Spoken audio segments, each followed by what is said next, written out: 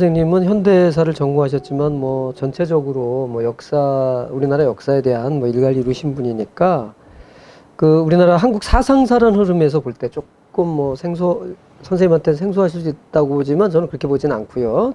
한국 사상사를 흐름에서 볼 때 쇠기쌤의 그 이제 책 중에 강의 이거 완성하던 시점에 이제 이른바 관계론이라는 개념으로 이제 이걸 이 사람과 사람 우리가 추구해 봐야 될 가치관으로서의 관계론에 대해서 말씀을 하셨는데요. 이런 관계론이라고 하는 것을 이게 그냥 나온 게 아니고 또는 뭐 서양의 어떤 반작용도 아니고 우리나라의 전근대적인 전통과 연관돼서 분명히 있다고 저는 생각하거든요. 그런데 이제 그런 근현대사적 맥락에서 그런 신영복의 관계론에 대한 그 생각이 있으시면은 한번 좀 그 관계론에 관한 말씀을 좀 이제 뭐 관계론은 아까 맨 처음에 관계론 출발점 되는 부분들 예. 이제 아까 말씀을 드렸고 그다음에 이제 뭐 관계론 변방론 이제 같이 묶어서 말씀드린다면은 우리 현대사에서 보면은 우리가 확실히 변방이었어요. 변방이었는데 이제 그 선생님 살아계시고 왕성하게 활동하실 시기까지도 변방이었는데 그로부터 몇 년 사이에 어느새 그러니까 주로 2010년대 후반부터 중후반부터 한국이 하다 보니까 변방이 아닌 게 돼버렸어요. 네, 문화적으로. 그러니까 BTS 같은 게 나오고 그다음에 그 기생충이 나오고 오징어 게임이 나오는 거 이건 변방이 아니거든요. 그런데 이제 우리 그 중심으로 들어가는 그런 요소들 중에는 한국 역사가 가진 게 있죠. 오징어 게임도 그렇고 그다음에 오징어 게임 같은 게 나올 수 있었던 게 80년대 우리가 그 불평등의 문제를 한국 사회의 가장 우수한 인자들이 극한으로 고민했던 시기 아닙니까? 혁명을 꿈꿨다는 게. 선생님 60년대도 마찬가지고. 그런 고민이 축적이 된 문화적인 성과였다고 보고 기생충에도 보면은 지하실 밑에 또 지하실이 있는 구조가 이게 분단 구조가 아니면은 그래서 나는 기생충을 사람들이 이해를 못할 거라고 생각을 했는데 의외로 또 국제사회에 먹혔단 말이에요. 아까 그 질문제도 보니까 신영복 선생님의 경험이라는 건 분단이라는 특수 상황. 그 다음에 감옥에 이렇게 오래 잡아두는 나라가 없거든요. 그렇죠. 오죽하면은 만델라가 한국 오면은 반평균을 깎아먹으니까. 양기소. 거기서 중간도 못 가요. 세계 최고 가장 유명한 장기소가.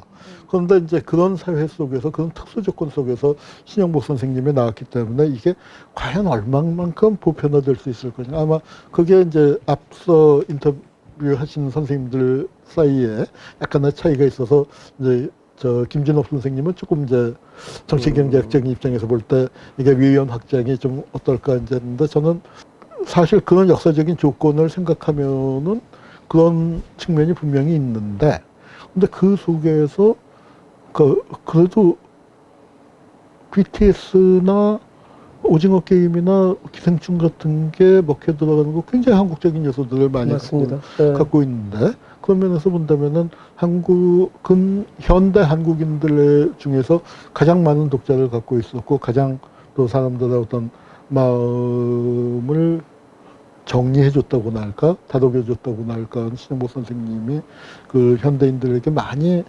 세계인들에게 많이 영향을 미칠 가능성도 있겠다 싶고 그 지점이 가령 체온 이야기라든가 집 질 때 어디부터 그리냐면 밑에 주춧돌부터 그려야 되는데 우리는 지붕부터 그린다는 거. 그 아마 전 세계적으로 다 지붕이나 위부터 그려 올 것 같은데 보편성이 있을 것 같다. 그러니까 아마 그 선생님의 그런 체험들이 근데 그거는 결국 뭐냐면은 선생님이 그거를 어떤 그 역사의 그 구체적인 현장이 아니라 그 현장만 갖고 했었으면은 그 확장성이 없었을 텐데 선생님이 결국은 인간을 탐구하고 인간의 관계를 탐구했기 때문에 그런 부분에서 확장성이 있을 거라고 생각을 하는데 그러나 현실적으로 보면은 우리가 그러니까 남북 간의 관계도 못 풀고 있고 그다음에 남남 갈등은 더 심해지고 있고 그다음에 아까 말씀하셨지만 확증평양과 가짜뉴스는 더 범람하고 있는 시대라서 이 시대에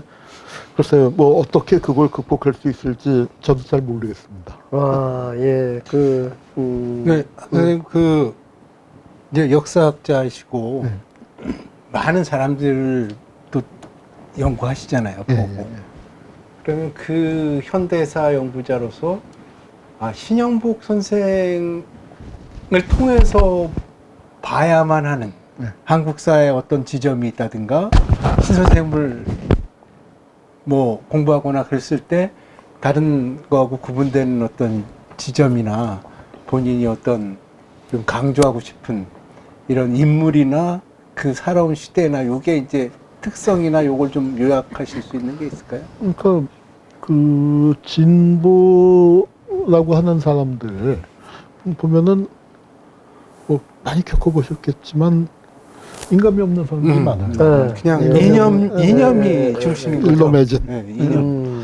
근데, 이념 직진. 근데 거기에 신복 선생님이 좀 성찰이랄까, 아. 브레이크랄까. 그다음에 거기서 상처받은 사람들이 좀 돌아올 수 있는, 그리고 기댈 수 있는, 좀 안기고 싶은 뭐 이제 그런 부분들. 그러니까 이제 가령 신영복이 없는 진보 진영은 얼마나 삭막했을까. 그러지 않아도 한마디로 그러지 않- 한마디로 예. 그러지 맞습니다. 않아도 난 우리 진보 진영이 삭막하고 이것 때문에 이 삭막함 때문에 MZ 세대하고 결합이 안 된다고 생각해요. 예. MZ 세대는 마음이 더 삭막하거든. 아. 왜냐면 그리고 그거는 우리가 정말 진지하게 반성을 해야 할 게 그렇다고 우리가 무슨 부귀영화 누리겠다고 한 것도 아니고 뭐 하여튼 죽어라 하고 쎄 빠지게 했잖아. 쎄 빠지게 했는데 세대라는 게 어찌 생각하면 우리보다 더 가난하게 살 단군이나 맞아요. 부모 세대보다 가난하게 맞아요. 살 맞아요. 최초의 맞습니다. 세대라는 것과 그다음에 한국은 어마어마하게 부자 나라가 됐는데 우리 세대는 정말 단군이라 최초로 오래 살까봐 걱정이 되는 세대가 그러니까 이 부조화 속에서 예. 뭐 신영복 선생님도 그거를 어떻게 해결할 것인가에 뾰족한 뭐 답을 갖고 계셨던 건 아니겠지만 예. 그래도 우리가 좀 기대고 선생님 이거 어떻게 하면 좋아요 라고 차분하게 앉아서 그러니까 그 돌이켜볼 수 있는 분. 그러니까 우리가 출발점은 사실은 진보라는 게 인간에서부터 출발을 했어야 하는데 가다가 보니까 인간이 증발되고 예, 맞아요. 뭐 이제 우리가 너무 빨리 가다 보니까 이제 저 영혼은 없고 그림자만 쫓아갔다 하는 말도 있듯이 뭐 그렇게 됐는데 선생님이 그러니까 나는 오랜 그 감옥에서 격리되고 이제 하면서 그 인간을 탐구하신 부분들 그러니까 그게 하고 무거운 분위기를 약간 돌리기 위해서 나는 선생님한테 정말 배우고 싶은데 그거는 배울 엄두를 못 낸 게 하나가 있어요. 그 글씨가 아닙니다. 네. 그래서 글씨는 저도 엄청난 악빌려서 뭐안 했지만 해봐야 안 되고. 글씨가 아니고 그리고 또 글씨는 좀 못 쓰면 어때요? 그런데 동의합니다. 내가 선생님한테 진짜로 배우고 싶었는데 못하게 예. 한 선생님 나는 지하철에서 서 간 적이 없어. 그거 아신다고 그랬어요. 내릴 사람 아니고. 그거 딱 해서 가면은 이렇게 보면은 당신은 길면 2정거장이라는 거예요. 그 앞에 가서 딱 한 그 사람이 싹 일어난대. 그러니까 그래서 그거 어떻게 보이세요? 안 보여? 지금 다 그거는 진짜로 부럽고. 그건 체득하는 거죠. 그걸 그 체득하는 과정에서 얼마나 많은 인간에 대한 그 탐구와 관찰과 예. 그다음에 감옥이라는 게 근데 감옥 갔다 온 사람들이 많지만 감옥에서 그런 그러니까 그것도 관계죠. 선생님의 관계론이라는 게 관념에서 나온 게 아니라 정말 부대끼다. 감옥이라는 데는 24시간 그러니까 빨가벗고 24시간을 지내야 하는 사이니까 그 속에서의 그 인간 탐구였는데 그런 속에서 못 배우셨어요? 선생님이 못 배우는데 제가 배웠겠습니까? 못 배웁니다. 아니 저는 지하철보다는 차를 질러 갖고 다녀요. 저도 그렇게 답하려고 했습니다만 제가 지하철도 많이 타는데 가끔 그 생각해요. 난 지하철 타면은 그 생각해요. 네. 늘 이렇게 어디서 누구 앞에. 이렇게 쓸까 하는데 근데 이제 나이 드니까 그냥 노약자 보고서 그냥 앉아요. 아직 아니신 것 같은데. 근데 허리가 안 좋아서 그냥만 앉습니다. 혹시 저 지하철에서 제가 노약자 보고서 앉아 있는 거 보신 분들은 허리가 아프다는 걸 좀 참조해 주시기 바랍니다. 예. 확실히 신영복 선생님의 차이는 그 예술과 운동을 결합하고 그러니까 맞아요. 예술의 상상력과 유연성과 그리고 거기에 어떤 다양한 재주가 네. 들어가서 우리를 좀 쉬게 해주기도 하고 좀 열어주잖아요. 맞습니다. 아니, 끌고 그- 가는 게 아니라 열어줘. 긴 맞습니다. 설명이 필요 없는 깨달음 같은 거. 예. 예. 그냥 함께 맞는 비 같은 말 같은 거. 생각입니다. 예, 예. 그 아주 좋은 말씀을 해주신 것 같아요. 그 사람, 인간, 그 다음에 우리 이른바 진보 쪽에서 결핍되어 있는 거를 그 출발점에서부터 시작할 때 갖고 있었던 그거를 주실 수 있는 분이 신영복 선생이다라고 이렇게 울림 있게 말씀을 해주시니까 아니, 인터뷰한 보람 있네. 저도 그 신영복 선생님 말씀하신 것 중에 계속 저의 이제 정체성을 찾아가는 게 서로 위로하는 작은 숲이 되라 그 말씀을 항상 생각하거든요. 뭘 할 때마다. 예, 맞아요. 그 말을 할 때 가장 위로가 되고 어떤 뭐 어려움이 왔을 때도 그 말을 항상 생각하면 위로가 많이 되더라고요. 예, 예. 그 김진업 선생님이 이제 그게 답이라고 예. 그랬거든. 조그만 숲을 많이 만들어야 돼. 뭐 평화박물관을 중심으로 해서 뭘 만들었어. 성공회들 중심으로 만들어. 더불어숲을 중심으로 만들어. 이렇게 해서 그게 답이 아닐까 이렇게 얘기하셨는데 그 만들어서 추구해야 할 바는 지금 한홍구 선생님 말씀하신 어떤 그 사람, 인간 그런 쪽이 아닌가 이렇게 싶네요.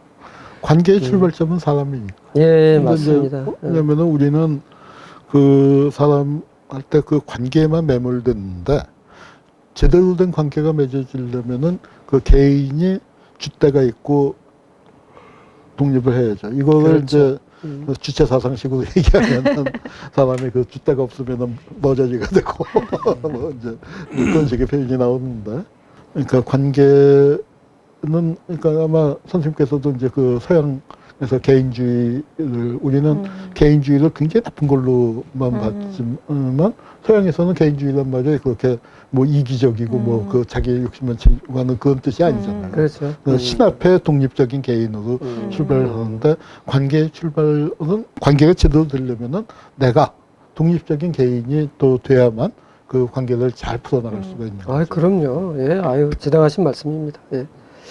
그런 성찰뿐 아니라 우리가 해야 될 거에 대한 많은 지평을 신영복 선생님이 몸소 보여주신 건 맞습니다. 저는 그렇게 봅니다. 예. 뭐 인터뷰가 이제 거의 뭐 이제 마무리 쪽으로 가고 있습니다. 그런데 이제 우리 한홍구 선생님이 개인적 이야기를 안 할 수가 없거든요. 예, 아니 근데 이거 개인적 얘기 좀 하나 그 아까 그 뭐였죠? 네이버에서 검색한 거 얘기 좀 해봐요. 그 말씀을 드려도 될지 모르겠지만 죄송한데 아니 네이버에 한홍구 이렇게 치니까 재원 이렇게 쭉 나오더라고. 그것만 검색이 나오더라고요. 예. 네. 그래서 그 사연 있는 예. 결혼을 한 셈이죠. 예. 네네. 그래서 그거 말씀. 또 문제 마침 그 사건이 예. 이 사건하고 장인? 예. 그 장인께서. 밀접하게 관련이 있고 통일당하고 무슨 통합 논의가 있었니 없었니 하는 게 있고, 그리고 이제 그 사건 그때가 제일 험한 시기였어요. 박정희 정권에서도 그 시기하고 이제 인혁당 그 집단 세움 드는 시기하고 빨리빨리 죽이잖아요. 그때 네. 빨리빨리 죽여. 그래서 근데 이제 그때 그러니까 우리 장인이 왜 그런지 나도 모르겠어요. 나도 모르겠고 이렇게 하는데 답이 잘 안 나오는데 하여튼 그 희생자가 돼서 그러니까 그 김진락 이문규보다도 빨리 사용을 글쎄 말입니다. 당하셨는데 사실 한 게 없거든요. 그 내용이 그러니까 신영복 선생님 억울한 거기 해방전략당 사건은 반국가 단체 회합도 2번 있었는데 67년 설날, 68년 설날 집에서 떡국 먹은 거예요.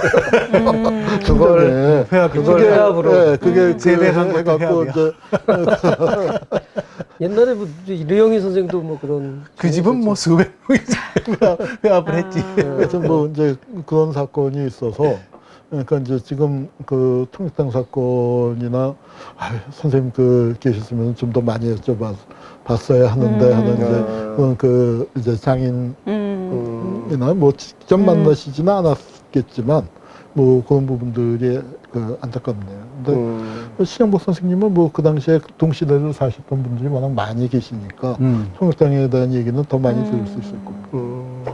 예, 아이고 장인 얘기만 하시는 게 아니라 사실은 사모님? 아니 부친을 얘기하셔야 돼요. 이 저 한홍구 선생님의 부친이 여러분 잘 모르시겠지만 우리 역사 그럼 또 사람들은 복잡한데 다 얘기해야 되는데. 역사관 사람은 너무도 잘하는 거죠. 한만년 친가매가 다 사장님. 얘기해야 되는데.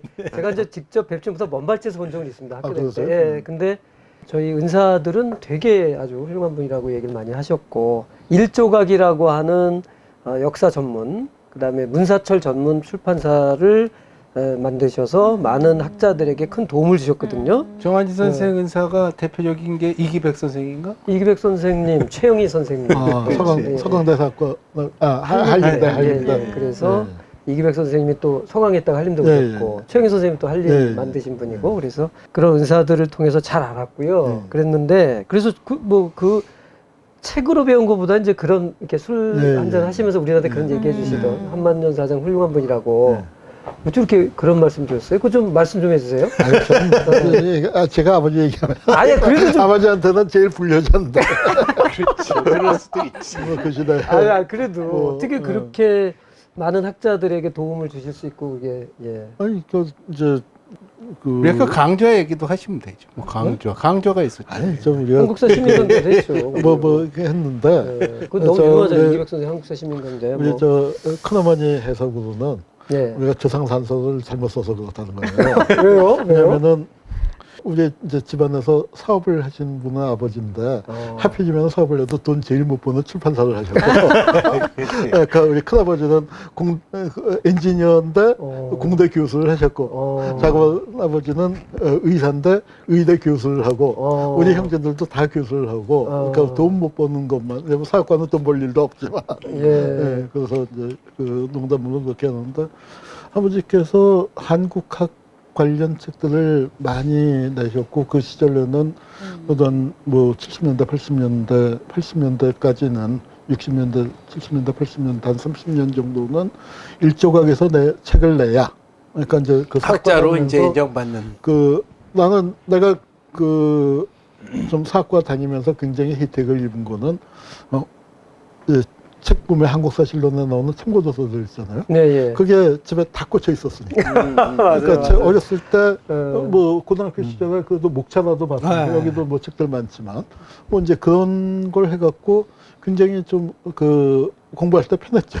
뭐 공부할 때 편했다는 말씀으로 가는 건 좀 너무 부친 한만년 사장님. 우리 아버지께서 저희한테 그러니까 하고 싶은 것들을 마음대로 하게 해주셨고 어렸을 때 제가 굉장히 사치를 한 건 뭐냐면은 저하고 둘째 형하고가 이제 오남매 중에서 그 사치를 누렸는데 교보문고에 가서 우리가 갖고 싶은 책을 다 갖고 오는 거예요. 그러니까 어느 달인가는 형하고 나하고 너무 긁어갖고 일조각의 교보에 수금을 하나 갖다가 하나도 수금을 못한 적이 그걸로 상세히 말하네. 우리가 어찌나 많이 갖고 왔는지 이제 그런 적도 있다고 이제 그 책이 여기에 쌓여 있겠습니다. 여기 많이 있죠. 여기 많이 있고 그러다가 전공서적을 안 사도 되니까 그 돈으로 헌책방을 많이 다니고 이러다가 이렇게 듣는데 아버지 친구들은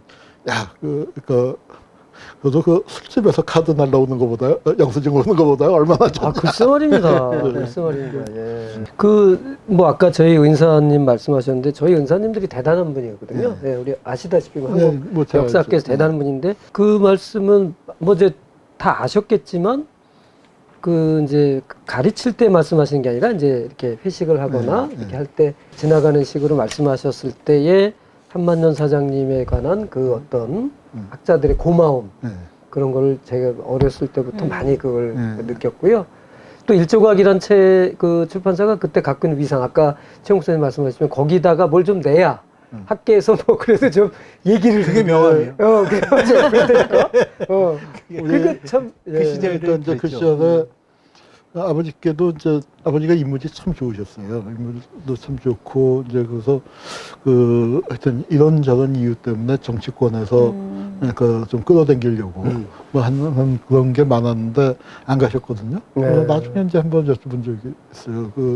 그 아버지 이제 30대, 40대 때 예. 그런 기회들이 많이 있었는데 그 왜 안 가셨냐 했더니 니들이 다섯인데 그러니까 그게 내가 그거 정치 쪽 그거를 기웃거리지 않으니까 필자들이 좋은 선생님들이 믿고 오는 거고 아버지도 이제 출판사를 처음 찾으셨을 때는 할아버지 덕 또 외할아버지 덕을 많이 봤죠. 네. 두 분이 이제 그 어떤 친할아버지는 일찍 돌아가셨지만 친구분들이 많고 그래도 좀 저 다들 좋게 보셔서 암흑의 아들이다. 그렇죠. 또 그러면 또 암흑의 사위다. 우리 외할아버지도 그것도 이제 꽤 그 유명하셨으니까.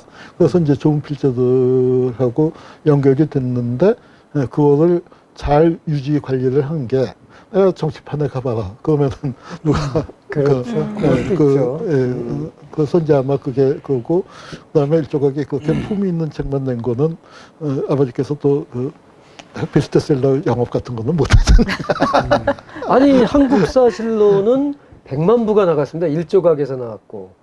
이기백 그렇게 안 선생님의- 나갔을걸요. 100만 부입니다. 100만 부. 그래요? 예, 누적 판매량 누적 판매량? 100만 부. 그런 그래서 설이 뭐, 있죠. 그 당시에 뭐 집계가 얼마나 정확하게 됐나 그래서 뭐 모르겠는데. 일조각을 키우는데 일조했다. 뭐 이런 뭐 말도 그랬을 거예요. 했었습니다. 1조가 그러니까- 1조 조입니까? 그게 2조 단위로 판단하는 제가 처음 찾았을 때는 저 짜장면 배달해 달라는 전화 많이 왔대요.